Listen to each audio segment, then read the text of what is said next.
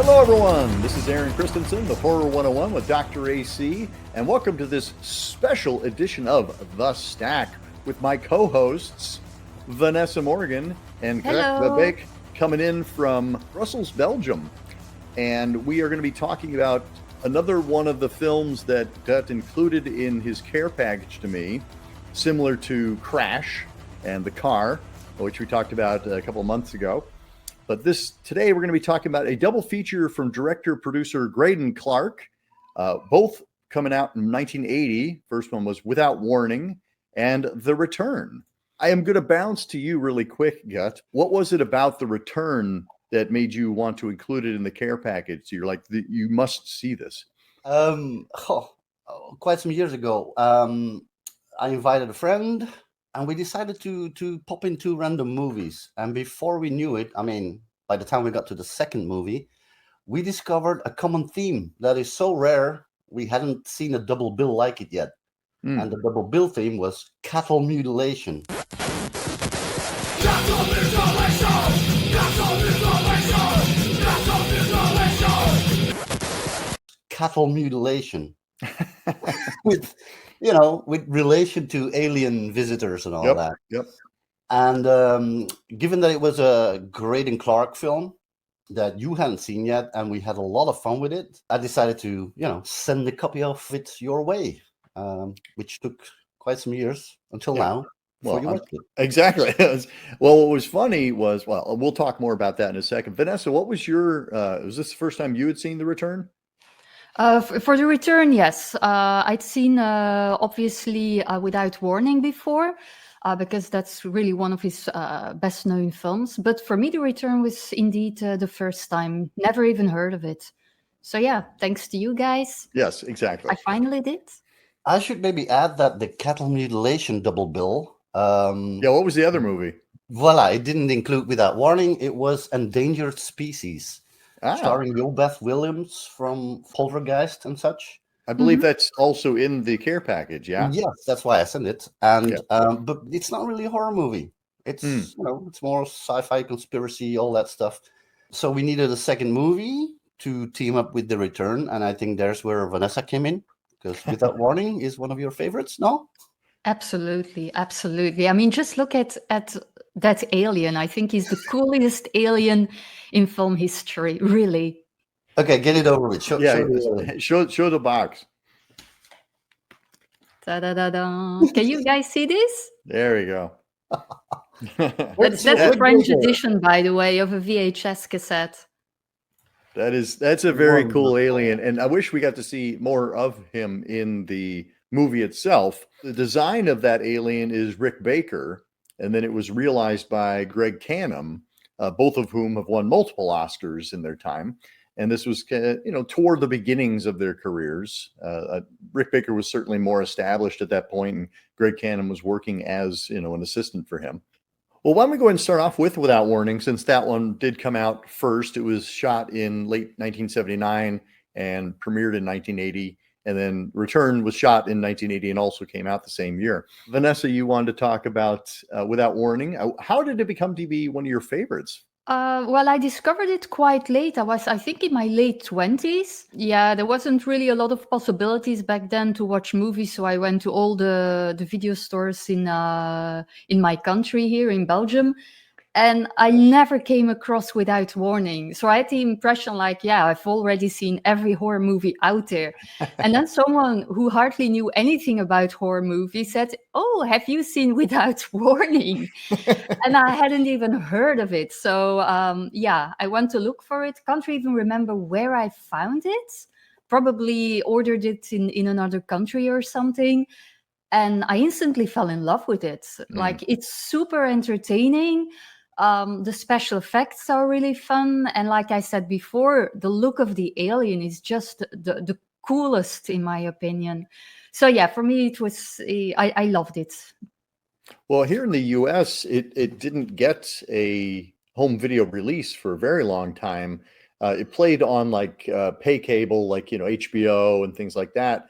Then it was only through like bootleg tapes of people who taped it off of the cable and they were trading it around that kind of kept it alive, because it didn't get an official release until like 30 years later. I remember in 2000, it was 2014 or so, is when we got our Shout Factory Blu-ray release, and I don't know if it gotten a DVD release prior to that. But yeah, same thing. I kind of came to it late, and I remember hearing about it for years and years. And when you see the photo of the alien in reference books, you're like, oh my gosh, I got to see this, and I can't see it anywhere. It's super enjoyable, not only for the special effects, not only for the alien, but the cast is incredible.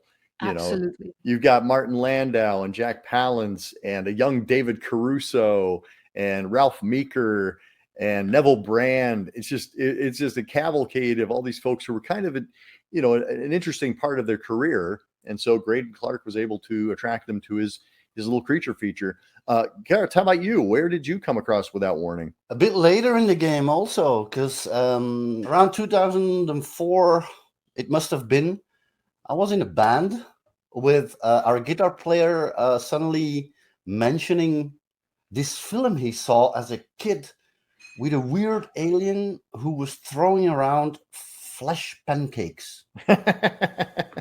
And he told it to me because I have an affinity for horror and sci-fi and all that, also the obscure kind, and I had never heard of it. And I was like, tell me more. And then he found online a version, one of those many grainy VHS transfers. We got together one evening watching it, full of anticipation, because he talked about it, and I got a bit revved up, and we had a blast. I mean, we were laughing ourselves totally throughout that film. So, needless to say, I got a bit the wrong impression of Graydon Clark's first encounter, with these films. And then in recent years, I rewatched it 2 times, and a couple more films of Graydon Clark. I can now put it a bit more in perspective, and I appreciate that film quite a bit now. I think it's a higher quality film than it's given credit for. I mean, I think it's easy to make fun of and kind of think of it as a low budget sci-fi flick, but there's a lot of merit to it. Yeah.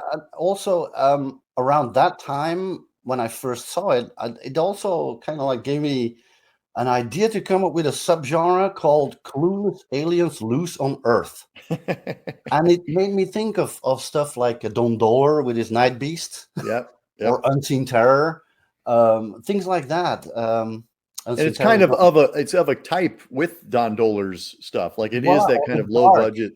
The Dark, first directed by Toby Hooper before he got thrown off the set. Those are John Cardos aliens running around here, and they shoot a bit pew pew, or they whatever. They have no goal. Well, that's not true here though, because later on. Yeah, here we have basically a Predator prototype.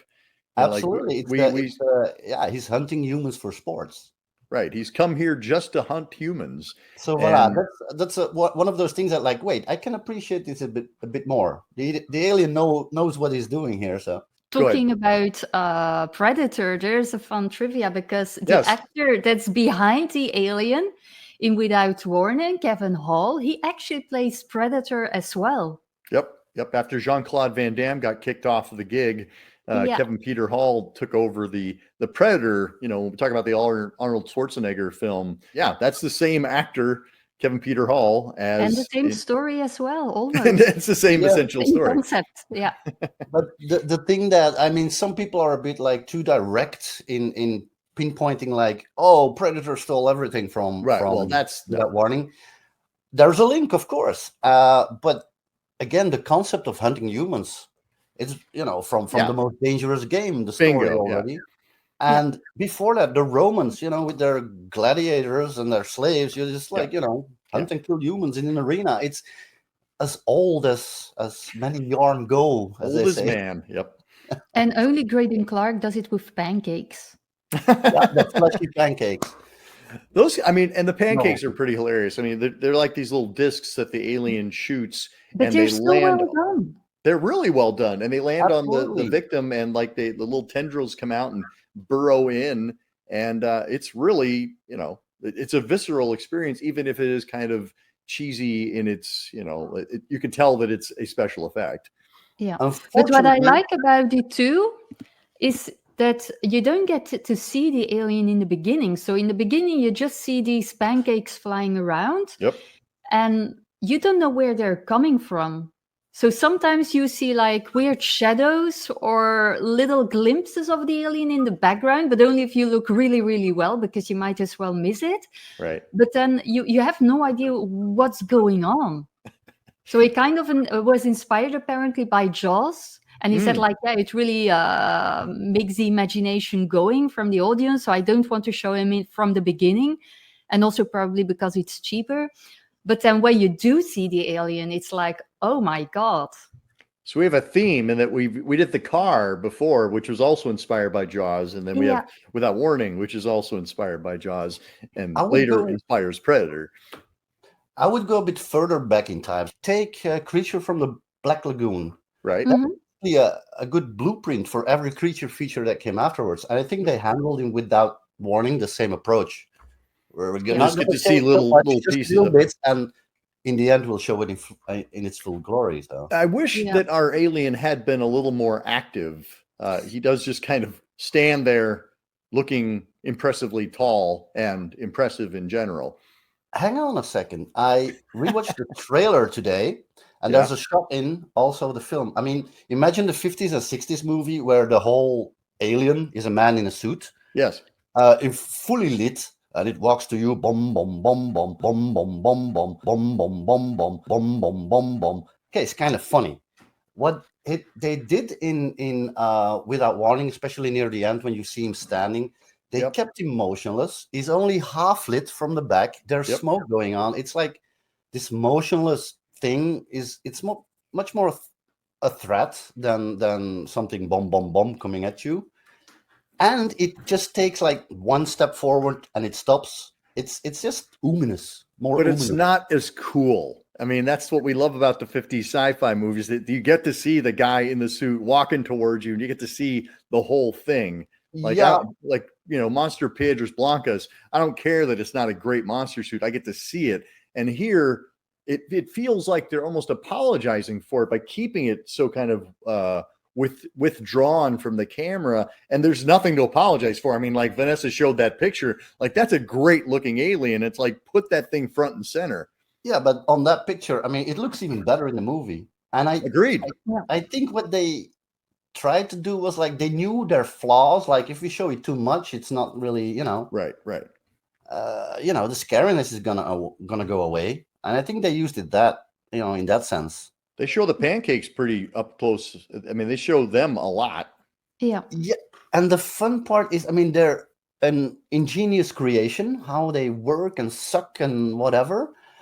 But it also shows, especially in the restored version of the film, the budget's limitation and all that, because there's a couple of scenes now that you can see, they're on strings. Yep. Yeah, but there's something that I heard about the budget and the production. It's like Graydon Clark, he had only $150,000 to make the film.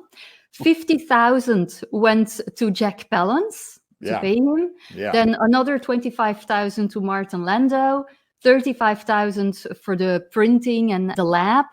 And then, there's hardly anything left. So... And that's typically Graydon Clark. Like you give him any budget, whatever it is, and he manages to make a film with it. But he always goes for the best actors first. And that's why he wants to put his money in. True. But it's a funny thing about numbers because, you read them over here, they say that amount of numbers. You hear them from there, it's different kind of numbers. There's special feature on there with Daniel Grodnick, one of the producers. Yeah. And it's a funny thing. At some point, he said, so I hired Rick Baker. He did the whole alien head. It cost me $19,000. But then there's a special feature with Greg Canham himself, who went on to explain what he did on the movie, being all the realizations of the design of Rick Baker. And he said, there was practically no money for it. So I was like, wait, there was $19,000 and then there was no money. Well, there was $19,000. Then Rick Baker got it. And then there was no money left. And I was like, Rick That's Baker's the like, funny thing about okay, Never. I'll take my piece of that pie, and I'll take that piece and that piece and piece. Okay, great. You can have that much left. But in the end, the fully realized alien is just cool.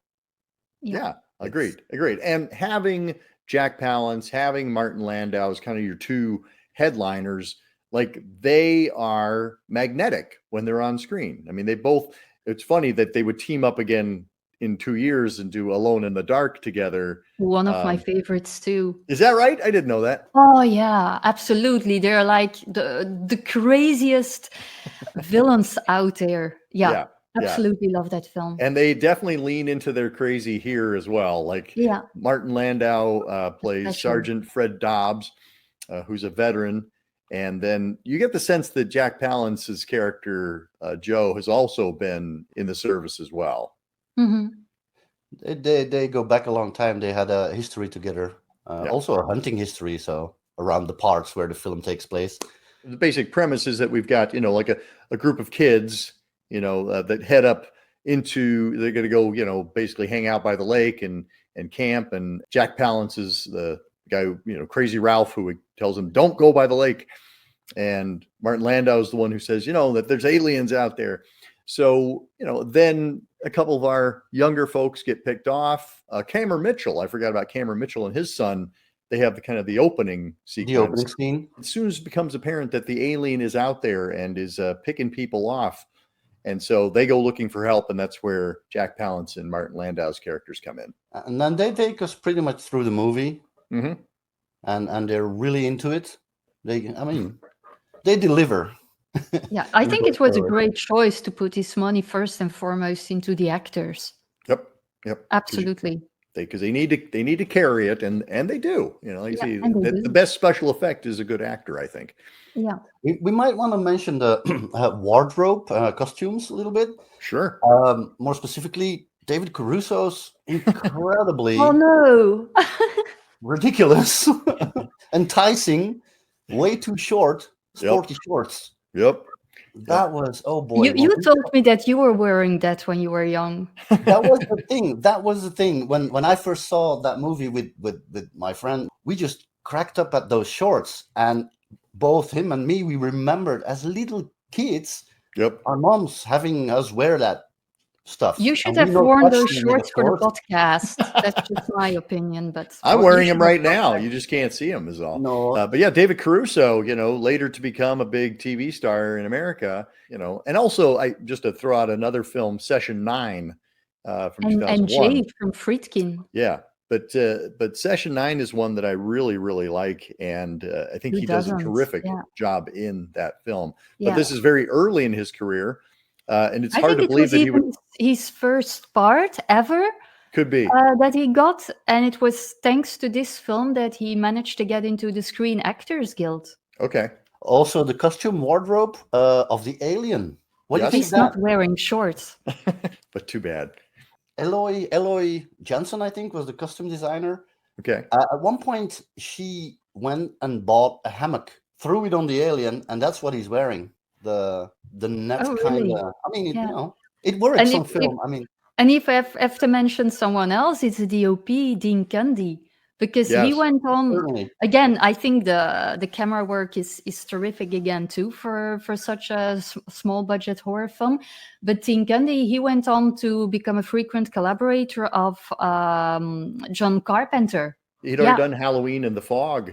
And was poised to go on to big things. But yeah, he did this. He had worked with Graydon Clark on some of his earlier films, Black Shampoo. And I mean, it was kind of like, Graydon Clark and his proving ground. I think it's kind of great that the two films we're talking about today, you've got Dean Cundy, who's on John Carpenter's Halloween. And then for The Return, you've got Daniel Pearl, who was the cinematographer on Tobe Hooper's Texas Chainsaw Massacre. So, like you mentioned, Aaron, he did already 4, I think, films with Graydon Clark before this. Then he went on to do Halloween. Right. And at that point, he was like, Halloween was opening doors for him. For sure. And he was kind of set on doing, not exploitation films, low budget films anymore. But then Graydon Clark came knocking in. I can do this without warning thing. And Dean Cundy really just loved working with him, and Graydon Clark gave him his opportunities, his break, so to Yeah. speak. So he just went back on that idea, like, no, I'm going to go back and have fun with Graydon Clark and do Without Warning. You get the sense, from those interviews that Graydon Clark is just a really cool guy, and you can see why people would want to work with him. Dean Cundey seems like the same thing. He just seems like a person that you can generally connect with and who likes to play fair. He likes to pay back favors, likes working with the people he likes to work with. And I love how there is that kind of like, let's make a movie vibe to Without Warning. Another thing Dean Cundey admitted, likes to the whole fact what he liked about making movies back then under restrictions, time limitations.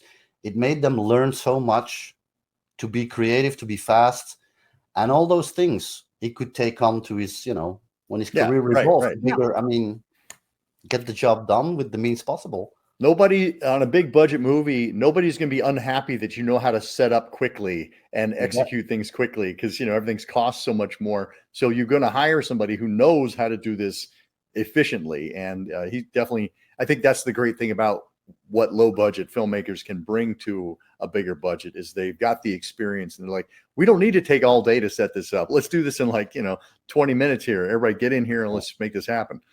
As you said with the cast, I think Graydon Clark knew how to get really good talent for his films and he to knew get them a lot on a of budget. people. Yeah, he made a lot of friends in the industry. He knew a lot of people, and he just knew how to convince them, and often also like do work for free or super badly paid.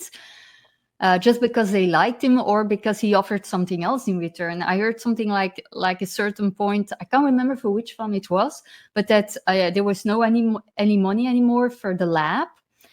And so he convinced the lab guy because the lab guy wanted to be an actor. So he said, yeah, you can have a part in my movie if we can have the lab for free. And it worked. Yeah.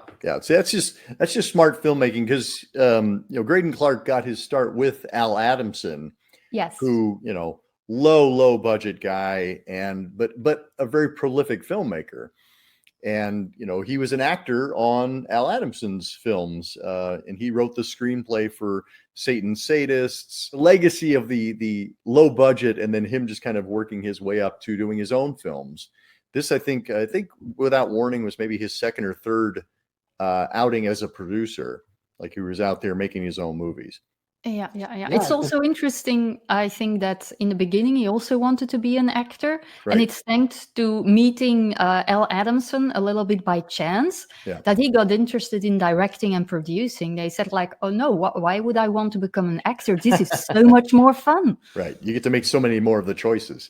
Yeah. And what I think is also important is that he gets the job done every single time, because in a lot of cases, a lot of people are promising a lot of things or saying, yeah, we're going to make the movie, but can you work for free? But then the movie never gets made. And here you just know in advance, he's going to do it. And apparently it never takes longer than a year for him. It's like always a year between having the idea for the film and getting it into cinemas. It's like 1 year. That's crazy. Well, also thanks to a couple of other producers involved too. They had their networks, and it worked that way. And apparently, Without Warning was shot over the course of, I think, 3 weeks maximum. 3 weeks, yes. Wow. Maybe a couple of pickup shots later, or also the effects in the shed. Mm-hmm. You can see it's a studio shot, so they kind of did it, later. Special effects you could do later, but like the principal photography, they banged out pretty quickly. There's a couple things about the film. Our screenwriters. One of them was also the producer. That's our. Is it Daniel Grotnik? Thank you.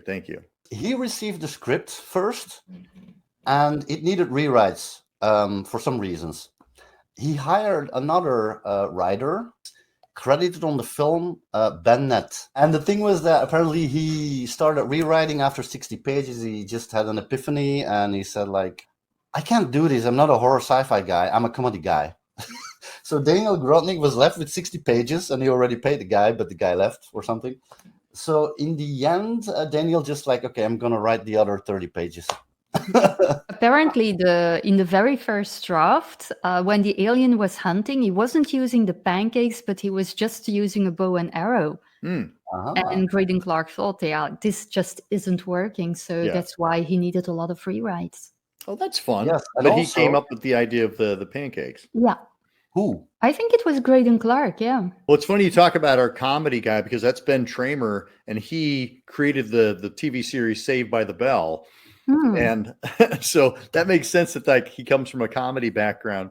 The other screenwriter is Steve Malice, and he's mostly works in the camera and electric department. He's been a gaffer on a lot. If you look back at his filmography, he's been the gaffer or the electric or best boy on like tons and tons of really big budget films. I didn't know that. So humble beginnings onto big things. Another fun thing, maybe to come back to the hunting thing and the pancakes.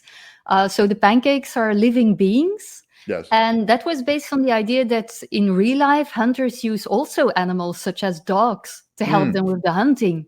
And that's how Graydon Clark got his ideas to say like, okay, maybe the alien also needs like his animal to hunt. And that became like the pancake frisbee with teeth. Yeah, it's a fun little, and like when it lands on the dashboard and you get to see like the whole inner workings of it, like it's a little, that's just real. And I love, that's what I guess what I meant about like putting the alien front and center. Like they were willing to do that with the pancakes, with the frisbee monster, you know, like where you get to see the crazy teeth crunching and the tendrils coming out. And I think it would have been, for me, it would have been fun to see the alien a little bit more showcased, the big tall alien. Yeah. Definitely. I'm happy with the few shots we get to see, especially his first little, revelation when he's in the house. Takes a long time before we see him, but then. Yes.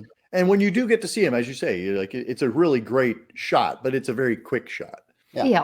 But the very first revelation is in the background, somewhere in the woods. You will but miss I it. think like most people will miss this one. I think it's even in the opening scene or when they go back to the trailer, because the opening scene has the dad and the son dying. Yeah. And then at some point they visit the trailer again. But they look in the distance and they see the weeds at the little river. It's really and in one subtle. shot, you can see like a little white head. It's the No alien. way. And then I you didn't look see again, that. and it's gone. Really subtle, but it's fun. Once you notice it, it's really fun to see. Yeah. That think opening that's really scene fun. with the hunting with Karen Mitchell, like the whole father-son dynamic is just so like weird. You know, like, Dad, you don't understand me. And like, I don't understand these young kids today. But then there's like the point where he actually points the gun at his son and just thinks, you can see him like going like, it would just be so much easier if I just take care of this problem right now. I'm like, wow, that's a dark way to start your movie. Yeah, absolutely. Anyway, Thank you for that commentary, Aaron. well, speaking of, I mean, Graydon Clark, he was born in the Midwest and then eventually went out to the West Coast to make movies. But I suspect he grew up and was a hunter as well. When we talk about The Return, he's on the horse because he's the cameo in The Return. And he's like, that's the first time I've ever been on a horse. That's him. Yeah, he's from the Dude Ranch. Yeah, didn't he's know. doing a lot of cameos in his films. Right. You know, because it's cheaper to just hire yourself. Are we shifting to The Return now? Well, we'll get there. I was just going to say, and Graydon Clark, you know, like some of his other films, we talked about Satan's Cheerleaders and Black Shampoo, but he also did a slasher spoof called Wacko from 1982, which I have never seen, but I've heard about for years. And then one of your favorite films, Vanessa, is The Uninvited, which is the kind of like cat alien on a boat. On a boat, movie. yeah. A really fun film. It's a kind of- masterpiece in its genre. And it's with a cat, so of course. And it's featured in your book, right? And it's first of all, it's featured in my book When Animals Attack. Right. And it'll be featured again in my catsploitation book. And then he also did in 1990. I was just looking at his filmography, but there was the Lambada dance craze. Oh and, yeah, that's and from he did him, one true. called The Forbidden Dance Yeah. that came out at the same time as the film called Lambada. I actually wanted to wait until the end of the podcast, but we're going there already now. Great. One of the things I like about his films, finally, after so many years catching up with things, genre hopping, but in a sense, in a clever sense, from an independent producer kind of viewpoint. He did different genres, and it was also around the time that it would be a genre that would work theatrically, commercially, in terms of distributing it, finding an audience. Right. And you just pointed it out with the different genres. There's usually a more famous film that just happened. Right. And he went. Because Tom and Black Shampoo were around the blaxploitation era. You know, this, of course, was the sci-fi horror stuff. And then, the Lambada, like then screwball comedies like Joysticks, which is really silly. I've not seen that. Is it any good? It's a bit too silly for me. Yeah. Yeah. No, it's not to my taste. No. Then in the 90s, it was a bit like late 80s, early 90s, the psychological, psycho-erotic thriller kind of thing. Yeah, Sight Unseen, which is really fun. Out of Sight, Out of Mind. It's into that. Dance Macabre is also like trying to take the murder mystery giallo slasher. From what I remember from that film, but I've really watched it like a super long time ago. It must be more than 20 years ago. But it was a bit boring in my memory. Watch it again. Maybe I it might should watch be it very again. new for all the wrong reasons now. Different tastes. Okay. Yeah. But it's basically a slasher, that they wanted to do differently, because you had a decade of slashers. This wanted to do something differently. Yeah. Robert Englund was at the height of his game, coming from Nightmare on Elm Street, Phantom of the Opera. And it's a murder mystery, and it's kind of like he tried to do something classy, which shows somehow. Yeah. And I would say, if you think like Dario Argento had his Suspiria, Lucio Fulci. Yeah, that's kind of similar. Murder Rock. Voila. There you go. Well, let's talk about The Return, because that came out later that same year, 1980, and it stars Jan Michael Vincent, Sybil Shepherd, Martin Landau is back again, and Raymond Burr. And again, you have a really great cast, and it's basically the premise. I mean, you got the two kids at the beginning, you know. You got kids witnessing aliens. Then we cut to like 25, 35 years later. 25 years later. Then we got cattle mutilation. Yep. Then there's a lot of close encounters from the second kind in a B-movie fashion. And then there's the mystery, like, what is... we got angry farmers. They're pretty mad about their cattle being slaughtered. And I think we'll definitely have to talk spoilers for this one, because I do want to talk about the ending of this movie, because I scratched my head a whole lot. I was like, I rewound that probably like 5 times. I went, wait, what? What happened? Yeah, I think all the characters, they uncovered a secret, but we didn't. Yes, they've been enlightened, but we have not. Yeah. Voila, enlightenment. I mean, we literally, yeah. There is a sense of mysticism, prophetic, visionary things going on. I mean, because we have our two kids who see the aliens at the beginning, and then we flash forward 25 years, and one of them is a small town deputy marshal. That's Jan Michael Vincent, and one of them, works with a science organization. Raymond Burr is the head of it, and his daughter is Sybil Shepherd, and they notice some anomalies in their scans, and so they go to this little town in New Mexico to kind of investigate. And what's interesting is that Sybil Shepherd's character, she doesn't even remember that she witnessed the aliens before, or that it was in that town. She remembers the aliens, but not that it was in this little town. So for her, it was a surprise to find herself back there. But for both of them, actually, Jean-Michael Vincent's character didn't remember at first either. But see, isn't that interesting, Laurie? It's kind of like our origin stories. I always ask, like, when was the first time you saw this movie or whatever? But it's like, when was it that got you interested in the thing that you're excited about? And sometimes you don't remember that. Oh, it was this event, this late night in New Mexico that made me inspired to check out. What is it about the stars? What is it about the universe? And I think it's funny that both of them kind of show it, and they hadn't really thought about where that passion came from until they encounter each other again. Yeah. And then it evolves more towards like there is something that was meant to be, some cosmic force, some cosmic coincidence. And some romance. Oh, romance, yes. And then in the end, it's also like, I mean, Romantic Put the again. spoiler button up again. Oh, well, okay. Just spoilers ahead, folks.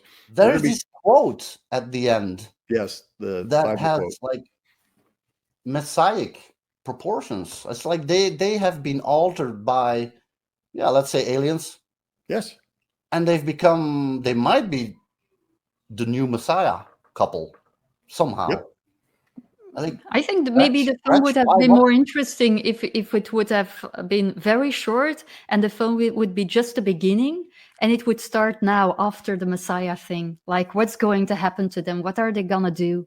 Well, they need a sequel for this one, really. There's that shot. Well, there's the shot of them, like suddenly they're in like that white room on a bed together. Yeah. It's just a really brief moment, and then they get teleported back down to Earth. They return. Like, yeah, that's right. Like, when was the return? Like, I was like, wait, were they in the spaceship the whole time? They're a different version of them?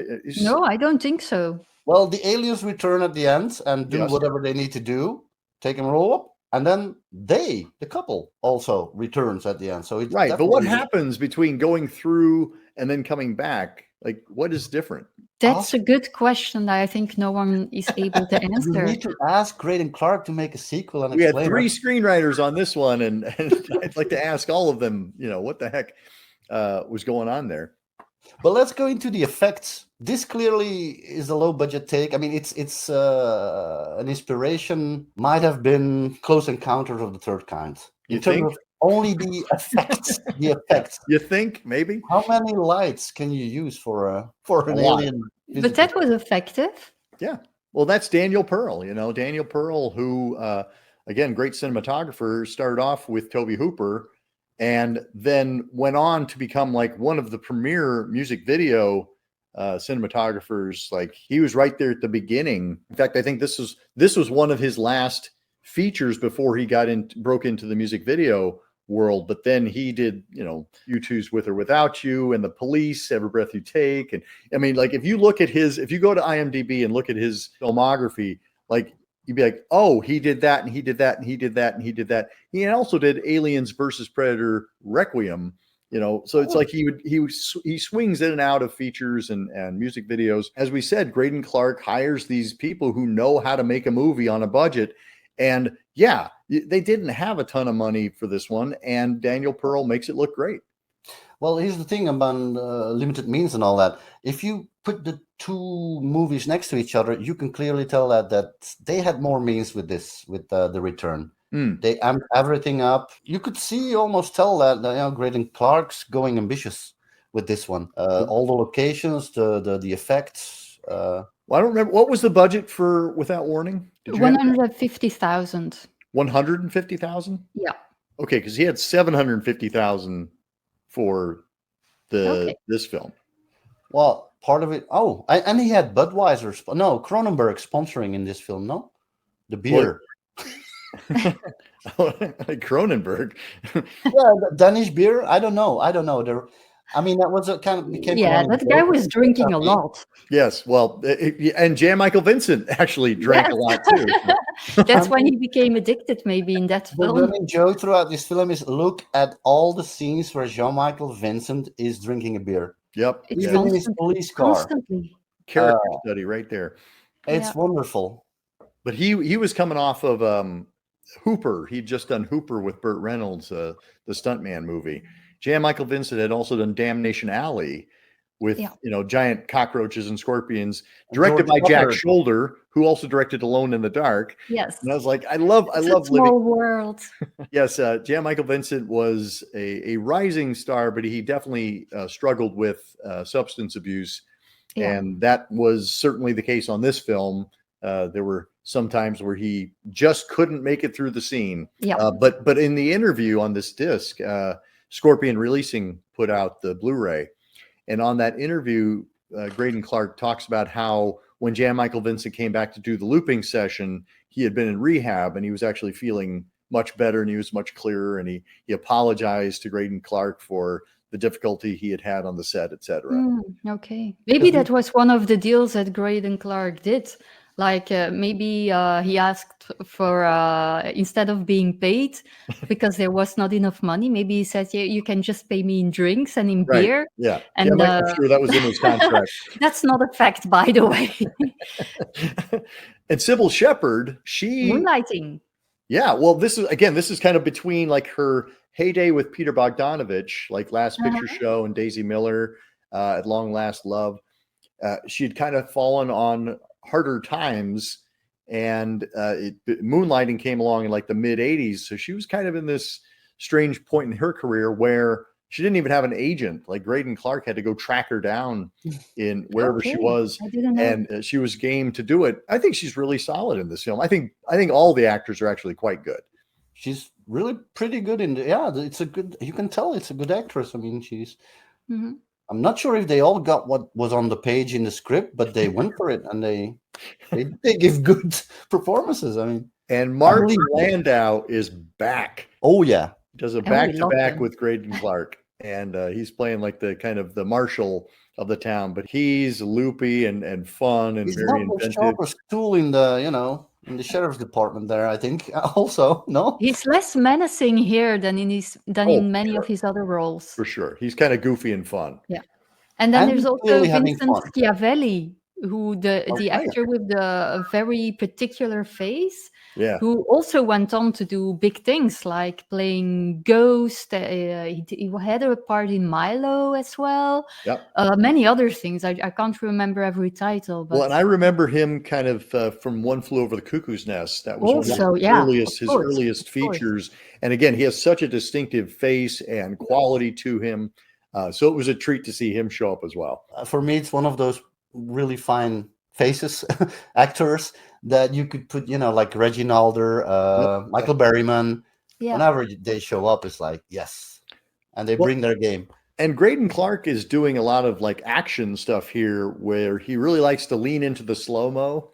Yeah. Like anytime anybody falls off of anything or anytime anybody crashes into anything, he shifts into slow-mo, and it's pretty enjoyable, but it also feels like, you know, it's a low budget tactic. It is, but again, it ties back to what I wanted to say. You can see he went ambitious.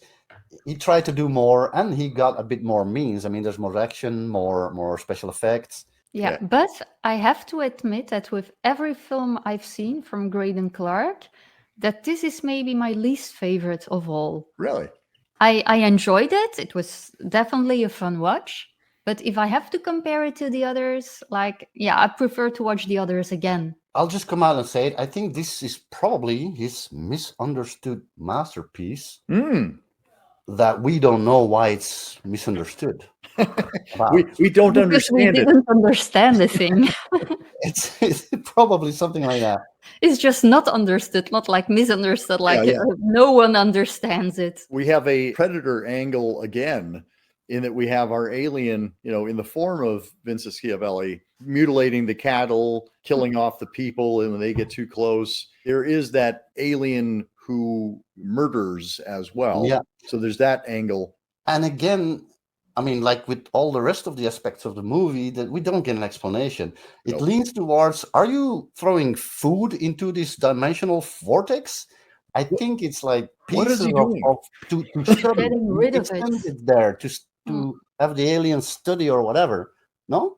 How many cows do you need to study, though? Yeah, indeed. I mean, how many humans do you need to study?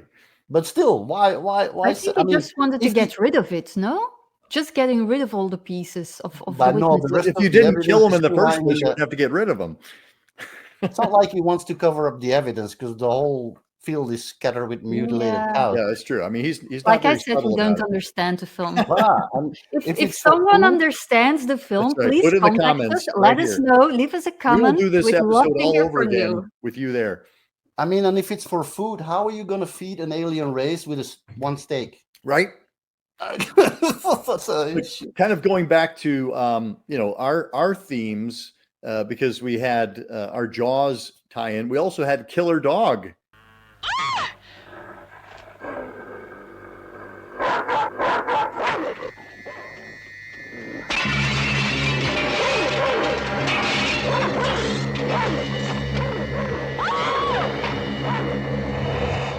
in this one too, where Yes. Vincent Schiavelli has his attack dog, and it jumps up onto the hood of Sybil Shepherd's car, and I went, "Wait, Crash! Crash. Yeah, Crash is where he jumps exclamation up on the hood." Dracula's dog. We've had so many damn dogs that are involved in our movies, and we have a desert setting as well, which we've had in several in of the our. car. Yeah, I like the fact that we're starting to see a through line of our shows together as well, not just Graydon Clark. It's the three of us. Recurring Yeah. themes, connecting the dots. We really like desert settings, apparently. Desert settings and evil dogs Yep. jumping on cars. Exactly. Yeah. That's what we like. Fun fact was that Raymond Burr, he used a teleprompter for pretty much everything he did in this movie. When I heard that, I thought it was because of the kind of like sci-fi mumbo jumbo that he has to say. I assumed those points around it were known star clusters, but the position seemed way off. All those mineral streaks are a manipulated metamorphic derivative of the rhyolite host. But apparently he used a teleprompter throughout his entire career.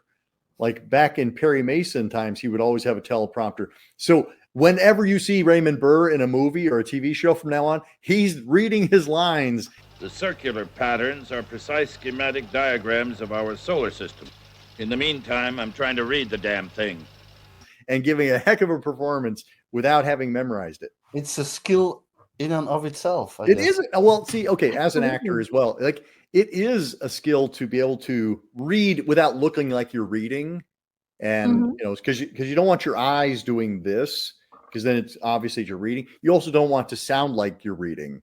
So you have to be Mhm. familiar with the lines, but then, you know, you kind of have to make it look like you're just talking naturally. So the fact that he's using a teleprompter, I'm like, that's really cool, because that's a whole skill unto itself. And I didn't notice. Nobody did. No, I had no idea. We had to hear it from the trivia track. Well, I was surprised because usually when you hear somebody using cue cards or a teleprompter, you think, oh, that's because You they, just know. Yeah. you know, they're like, oh, that they're not a very good actor and that's why, or they didn't care about the project and that's why.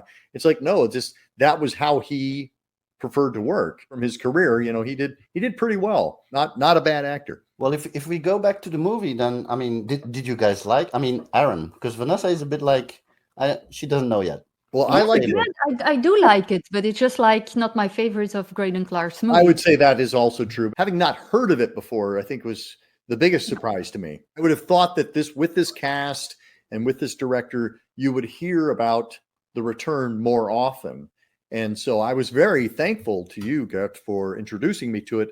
After that ending, I was immediately like, wait, there's a commentary out there? Okay, cool. I need to get this and see if he explains Did this anything. help you in some way? Not a bit.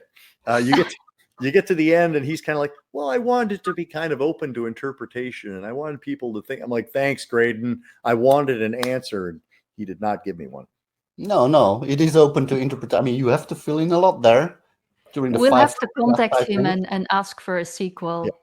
Yeah. Just an explanation. I'll settle Yeah. for either one. That's the reason why it appealed to me, this film, because it's quite bonkers. Yeah. Especially Yeah. near the end. It's like it kind of derails, and then you're left wondering, whoa. Well, This there's was enough action, there's enough character, there's enough question that I was absolutely intrigued and enough to watch it again, you know, within Mhm. 24 hours. Our screenwriters, the Wheat brothers, they are most famous for doing Pitch Black and the Chronicles of Riddick. Like they wrote the script for those films, but they also were involved in After Midnight, The Birds 2, Silent Scream, The Fly 2, and A Nightmare on Elm Street Part 4. Okay, I not remember bad. the Birds too. You were sidetracking here. When you were at my place, you were That's like, right.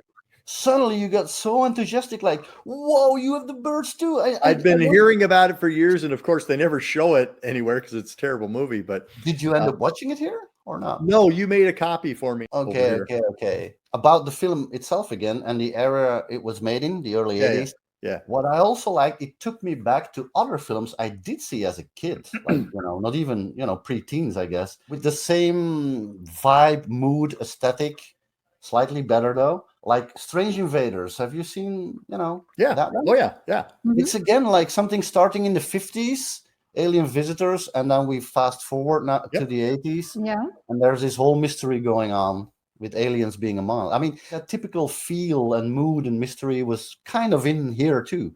Well, I feel like we're in the era of post Star Wars where sci-fi and aliens are big business now. I mean, this is only 3 years out from Close Encounters, which I feel like it borrows from quite a bit, or at least conceptually borrows from.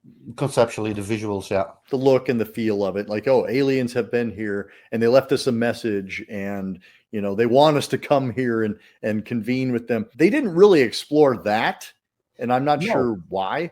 Like They they had that have- whole thing with the map. They're coming more- here and we're coming here. Like, you would think Raymond Burr would have been there for the big convention when everybody meets. Yeah, they decided to skip the explanation. I mean, it's kind of like they're here for a reason.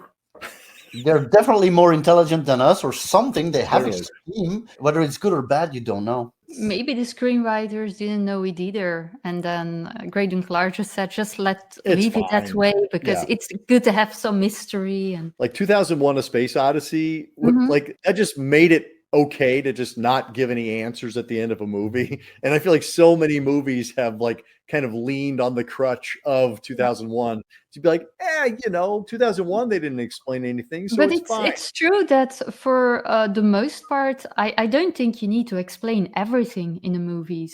True. But here, I was like getting a bit frustrated near the end. Like, okay, tell me just something, explain something. Doesn't have to be anything or everything, but just give me a little bit at Yeah. least. Yeah, for sure. I don't do frustration. And Aaron, seriously, the fact that we mentioned Close Encounter of the Third Kind. Yeah. You mentioned 2001: Space Odyssey, which I didn't even think of. Yeah. Come on, this is The Return is Graydon Clark's masterpiece, misunderstood. It's like- it's his attempt at a masterpiece for sure. He's going Same for thing. big ideas. Same thing. I don't know that he manages It's to in stick the sync landing. with his filmmaking. Yeah, but unfortunately, that realm, he it's threw his his big masterpiece. ideas into that giant vortex. And they all went into space, so now Yep. we're left with nothing. Also, yeah, why did Vincent Schiavelli, like, why wasn't he worthy of being taken up to the ship and being given a white room of his own? I mean, he gets thrown into the vortex. I think in the beginning of the film, the way they got approached or touched by the aliens, Yeah. the two kids, something different happened to them already Right. in the beginning, Why? as opposed to what happened. Yeah, why? Yeah, why? Why did the poor prospector get treated so much differently? Why are you doing this? Like, he just seems like he's cursed for his entire. He also doesn't Yeah. age, right? Yeah, he doesn't age, but the children, But yes. the children do. So it's. I'm Because Because like, I what- think the like- children, like, they were chosen to become something different, yeah. like near Yeah. the end, and the And other then- one, and then I he think got chosen to be Schiavelli like was the just there protector. to help the Yeah, okay. alien. Okay. I don't know if I like it, but I'll buy it. There's nothing else to buy. Like they're not giving us anything. It's worth mentioning that Dan Wyman is our music guy. He did the music for both of these films, and he also did the music for Hell Night and The Dead Pit, which is another underrated flick that I like quite a bit. And this kind of electronic quality, feels very sci-fi. But Dan Wyman apparently was like, he literally wrote the book on the Moog synthesizer. He's definitely coming from a seasoned background, and he didn't do a ton of films, but you can always kind of tell when he's in the mix. And how about the restored version that is out now? Because there's definitely cult value in the Return film. If Yes. Without Warning can be restored. And Well, I did want to say, like, watching the VPV opening logo for the VHS that you sent me, like, that was, I imagine that was very nostalgic for you, but I'd never seen it before. I'm like, wow, that is a cool logo. And did you watch until the end when the VP logo appears again? And it says, in the beginning, it says presents. At the end of the film, it says ending. Yeah, but it Only was in the 80s. Very on nostalgic VHS. feel to it. yeah. I was thinking about how that must have landed for you. It would be like, for us seeing like a Vestron video logo Yes. pop up or something. This release from Scorpion, which is from whence the banner image was pulled. Yeah, there's a commentary with Graydon Clark. There's an on-screen interview with him, trailers, It's really well done. And while we're throwing that out, like the Without Warning release from Shout Factory is also really solid. It's got the same thing. It's got commentary tracks and interviews, things like that. So both of these physical media releases are worth picking up. Yeah, For and sure. also something that our viewers and listeners might be interested in is that Graydon Clark also wrote his autobiography about filmmaking. When did that come out? Do you remember? I think he did it himself. You can buy it on his website. It's like called On the Cheap or something like that. Okay. I haven't read it, but I'm super interested in it. I expect John Kitley of Kitley's Crypt, who is a big fan of horror reference books. I wonder Yes, if he has he'll it in have his it probably. have it in his library, and maybe there's a Yeah. review on his site. So And otherwise, on Graydon Clark's website, you can buy it, and Yeah. probably Amazon too. That's because I mean, here's my consensus after also watching and rewatching some other of his films. The first thing that we mentioned, Vanessa, I mean, or I mentioned it to you, is like if Without Warning gets the whole restoration treatment, The Return should get it too. And I didn't even know and there it, was. and it did. Yeah, I think it was 2017. It got the Blu-ray treatment.